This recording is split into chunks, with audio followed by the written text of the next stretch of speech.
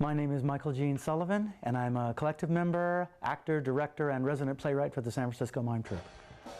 The Mime Troupe is releasing an anthology of plays. It's 17 of the last Mime Troupe shows that we've done, basically the Bush-Obama years. The plays will be coming out as an ebook for free, because the Mime Troupe shows are free to see, so we want to make sure that everybody has the opportunity to read the plays.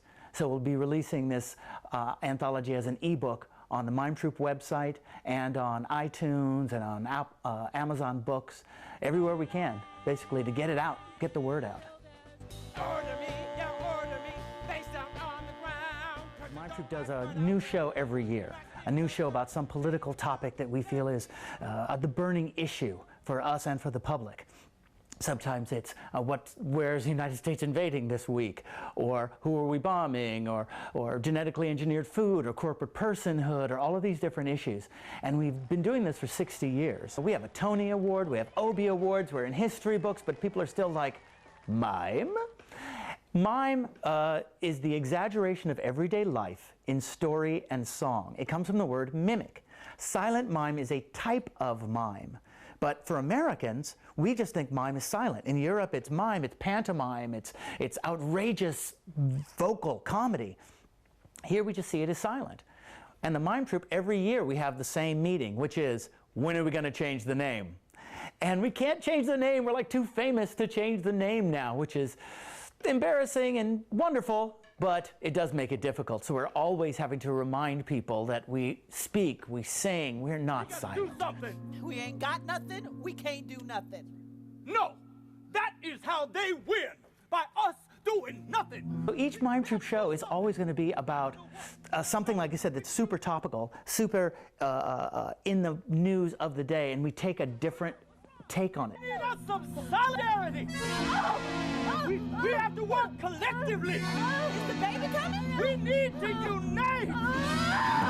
We live in a culture where, there's that old thing, the things you don't say on the first date. You don't talk about sex, you don't talk about religion, and you don't talk about politics. We have to talk about politics because politics is something that affects each one of us every day. Gentlemen, I have the solution, and this time we won't have to shred the Constitution. It's elegant, it's simple, dare I say it's perfection. We'll send someone to observe Obscuristan's elections. Theater is a way for the community to speak to itself. Film is a way for producers to speak to us. Television is multi-billions of dollars for very wealthy corporations and us to have their perspective. Theater and painting and sculpture, those individual arts, are a way for the individual human being to speak to another person and say, this is how I view this. This is my explanation. This is my experience. The company started in '59, civil rights movement, anti-war movement, the Red Scare had just ended, and so the idea of how can you bring theater to the people, out to the parks, to discuss these issues, to make theater not just something that happens in this rarefied place where you have to pay a bunch of money to get in, and there's a distance between the artists and the audience. There's the people in the light and the people in the dark. And the troupe has always been about engaging the audience. The anthology will have shows throughout the last 17 years, all of the shows, dealing with different issues of the time. Like in the late 90s, genetically engineered food was an issue, so we did a show called Eating It, which was about the problems with genetically engineered food. The next year we did 1600 Transylvania Avenue, which is a gothic horror story about corporate personhood and how these corporations now are, they're immortal and they feed off the Commonwealth, kind of like vampires. And then we did Mr. Smith Goes to Obscuristan, which I co-wrote with Josh Kornbluth, which is about a kind of post-9/11 American influencing in Central Asia and what we're really after in terms of oil and how we're saying we're spreading democracy. When people hear a version of their lives expressed and validated, the thing that you think to yourself when you go, man, this is wrong. I feel wrong with this. I feel like, why is my job so difficult? Why am I not paid enough? Why don't I have these things?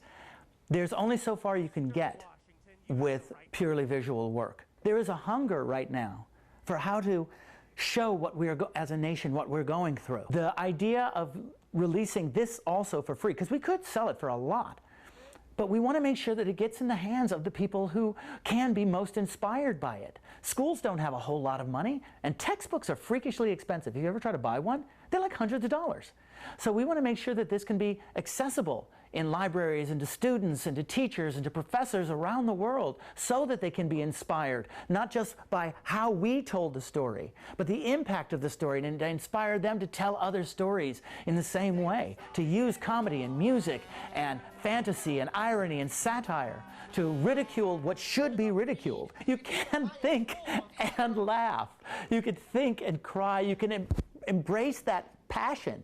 And for Mime Troupe and for political comedians and for some political films, the idea that you want to be able to show this amazing possibility and to be able to inspire people in a way that they feel that they can be part of something, but they're also entertained and they're laughing and they're seeing the jokes and understanding what these people are going through, but you still, like I said, using comedy, using the art to kind of crack their head open and then put some other stuff in there too is key to what we do, and that's why we've lasted for so long.